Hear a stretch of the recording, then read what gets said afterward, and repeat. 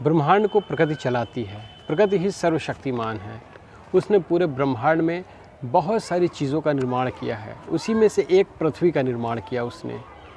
पृथ्वी पे भी मानव जाति उसके सबसे खूबसूरत संरचना मानी जाती है और मानव जाति की वंशावली को चलाए रखने के लिए उसने इसमें भी दो प्रकृति का निर्माण किया, एक पुरुष प्रकृति, एक स्त्री प्रकृति। और स्त्री प्रकृति के पास वो शक्ति उसने प्रदान की जिससे मानव प्रकृति के वंशावली को आगे बढ़ाया जा सके, लेकिन उसकी जिम्मेदारी पुरुष को दी है। महिला कब स्त्री को जन्म देगी या पुरुष को जन्म देगी, इसका पूर्णतः जिम्मेदार पुरुष होता है। क्योंकि अगर वैज्ञानिक या विज्ञान की भाषा में कहा जाए तो स्त्री के पास X और X गुणसूत्र होते हैं और पुरुष के पास X और Y होते हैं।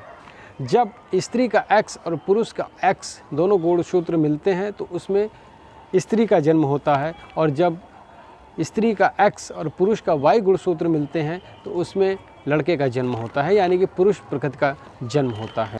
मानव वंशावली को आगे बढ़ाने की जिम्मेदारी और शक्ति महिला के होने के बावजूद भी आधुनिक समाज में महिलाओं को कदम दर कदम लज्जित होना पड़ता है, अपमानित होना पड़ता है। कई बार तो ऐसा होता है कि उन्हें आत्महत्या करने पर मजबूर किया जाता है। नमस्कार दोस्तों, मैं आपका दोस्त और होस्ट मोहन पटेल और क्राइम क्रिएशन बाय एमपी में आपका बहुत बहुत स्वागत करता हूं। आज की जो सच्ची घटना है प्रकृति और विज्ञान, इन्हीं के दोनों तर्कों पर आधारित है, जो कि भारत के पूर्वोत्तर राज्य असम के करीमगंज ज़िले के भैरव नगर क्षेत्र की है। इस केस से पहले मैं आपको ये बता दूं कि अभी तक महिलाओं के खिलाफ बहुत तरीके के केसेस आपने देखे होंगे। आपने महिलाओं की हत्या देखी होगी, जघन्य अपराध देखे होंगे, एसिड अटैक होने जैसे मामले देखे होंगे, पर यह केस सबसे अलग इसलिए है क्योंकि इसमें महिला को इतना प्रताड़ित किया गया, इतना मजबूर किया गया कि उसने एसिड पीकर अपनी जान दे दी। तो दोस्तों शुरू करते हैं आज की सच्ची घटना। सुमन बेगम पीड़िता का नाम है, जिसने शादी की शकील अहमद से। शकील अहमद से जब उसकी शादी हुई तो सब कुछ ठीक ठाक चल रहा था, परिवार में सारी खुशियां थी, सभी लोग बहुत खुश थे। लेकिन धीरे धीरे जब समय बीता तो शकील के माता पिता ने दादा दादी बनने की इच्छा जाहिर की, जिसमें पूरे परिवार की सहमति थी। उसके बाद सुमन बेगम और शकील अहमद ने मिलकर फैमिली प्लानिंग की, जिसके बाद 9 महीने बाद उनके घर एक खूबसूरत बेटी का जन्म हुआ। यहाँ से परिस्थितियाँ सुमन बेगम के लिए बदल गईं। सुमन बेगम के खिलाफ उसके पति शकील अहमद, उसके सास ससुर, सबका रवैया बदल गया। जो प्यार पहले दिखाया जाता था वो धीरे धीरे कम होने लगा। इसके बाद जब एक बार और सुमन प्रेग्नेंट होती है तो उस बार भी खूबसूरत सी बच्ची को जन्म देती है। 2 बच्चियां होने के बावजूद पूरे परिवार में उसकी इज्जत तो छोड़िए, उसे प्रताड़ित करना शुरू कर दिया। कोई भी ऐसा अवसर नहीं जाता था जिस पे उसकी बेटी या उसको ताने न दिए जाते हों। धीरे धीरे मामला इतना बढ़ा कि उसके साथ हाथापाई और घरेलू हिंसा जैसी चीज़ें होने लगी। जब किसी तरीके से सुमन तीसरी बार प्रेग्नेंट हुई तो उसने फिर एक खूबसूरत सी बच्ची को जन्म दिया, जिसको पैदा हुए अभी चंद दिन ही हुए थे। सारी चीज़ें अपने आप बदल गई। उसका पति शकील अहमद और उसके सास ससुर द्वारा उसे इतना प्रताड़ित किया जाने लगा कि उसे अपना जीवन भी नरक लगने लगा।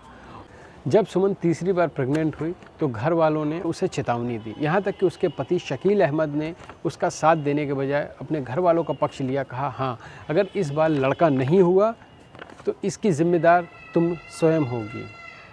समय बीता, जैसे सुमन बेगम की डिलीवरी हुई, एक और खूबसूरत सी बच्ची को उसने जन्म दिया। यहीं से पूरा मामला बदल गया।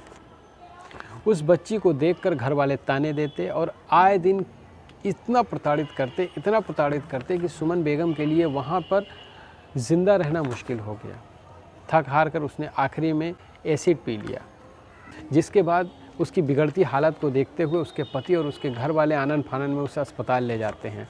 बिगड़ती हुई हालत को देखकर डॉक्टरों ने बहुत बचाने का प्रयास किया, लेकिन वो बच नहीं पाती, उसकी मृत्यु हो जाती है।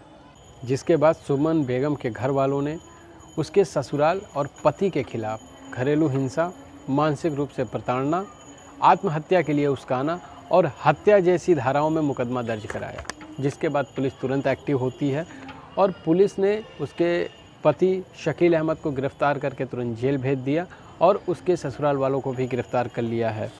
इस केस के मद्देनज़र एसपी करीमगंज पद्मनाथ बरुआ ने मीडिया को बताया है कि फ़िलहाल इस हत्या के आरोप में सुमन बेगम के पति शकील अहमद को गिरफ़्तार करके जेल भेज दिया गया है और हमारी जांच जारी है। बहुत जल्द ही हम इस केस के सारे विभिन्न पहलुओं को छानबीन करने के बाद चार्जशीट दाखिल करेंगे और उम्मीद है कि आरोपियों को सख्त से सख्त सज़ा मिलेगी। सुमन बेगम ने उनके प्रताड़ना से प्रताड़ित होकर आत्महत्या तो कर ली, लेकिन उस चंद दिनों की बच्ची का क्या कसूर जो अभी कुछ दिन पहले ही इस दुनिया में आई है?